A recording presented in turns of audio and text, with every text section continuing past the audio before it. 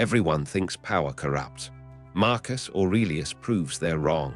He just hid the evidence in a note. I've held the logbook myself. Not the original that burned centuries ago, but I've traced my fingers across facsimiles in Vienna, Berlin. What struck me wasn't the philosophy. It was the handwriting, cramped, urgent, like a man riding in the dark, afraid someone might catch him thinking. This was the journal of Rome's most powerful ruler, written not for glory, not for history, written for himself, alone, at night. Around 170 AD, Marcus Aurelius was 50 years old, emperor of the Roman Empire, commanding legions across 2 continents, and he was falling apart. The Antonine Plague ravaged his cities, maybe 5 million dead. The Parthian Wars dragged on. His generals demanded answers he didn't have. His advisors circled. His enemies waited. But nobody knew what he was really thinking. Nobody except us now, reading what he never meant to publish. He started writing, not decrees, not letters to the Senate, personal notes, reminders, raw, unfiltered observations about his own mind. You have power, he wrote to himself. So what? That's not the voice of a confident ruler.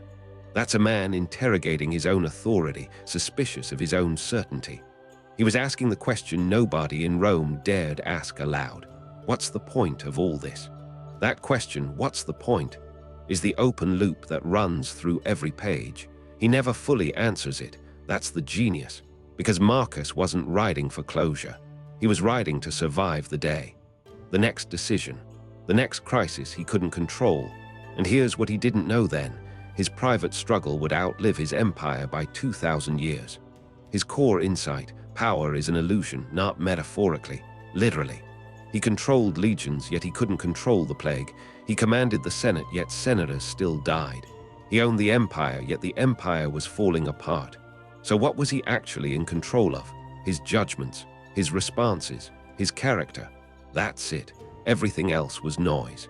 I've seen this principle tested in places most people never go.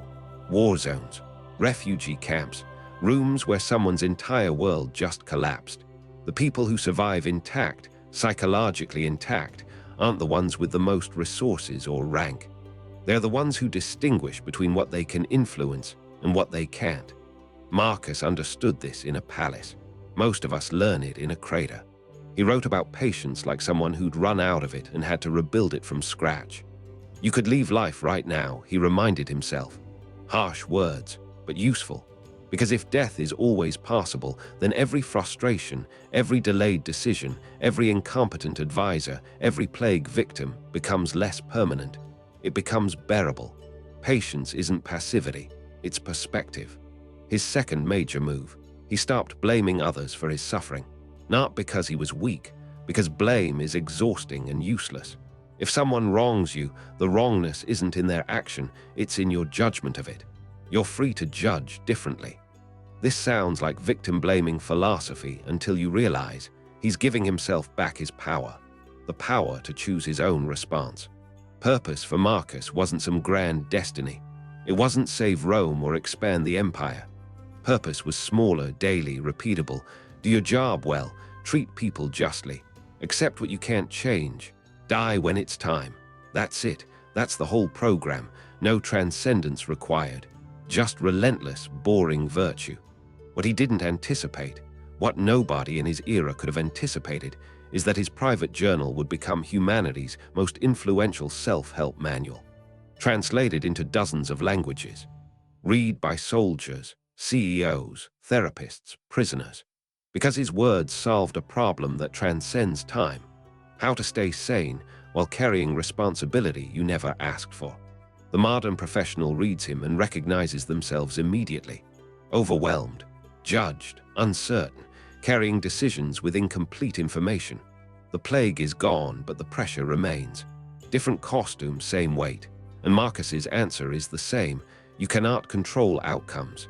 You can only control effort, intention, character. Do that. Do it well. Everything else will resolve as it must. Here's what separates his philosophy from mere pessimism.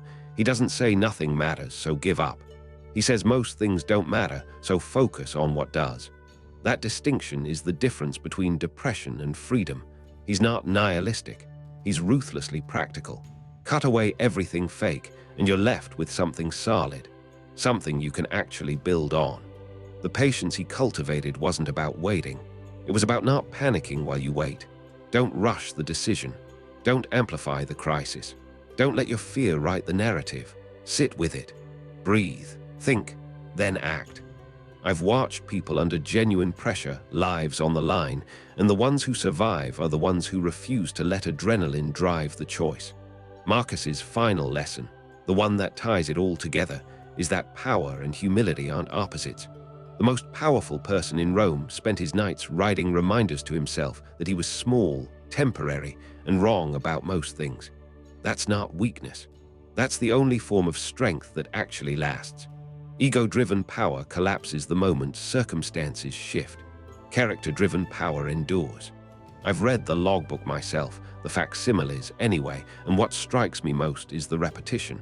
He writes the same lessons over and over, not because he forgot them, because he had to relearn them every single day, against his own ego, against his own fear, against the weight of his own authority.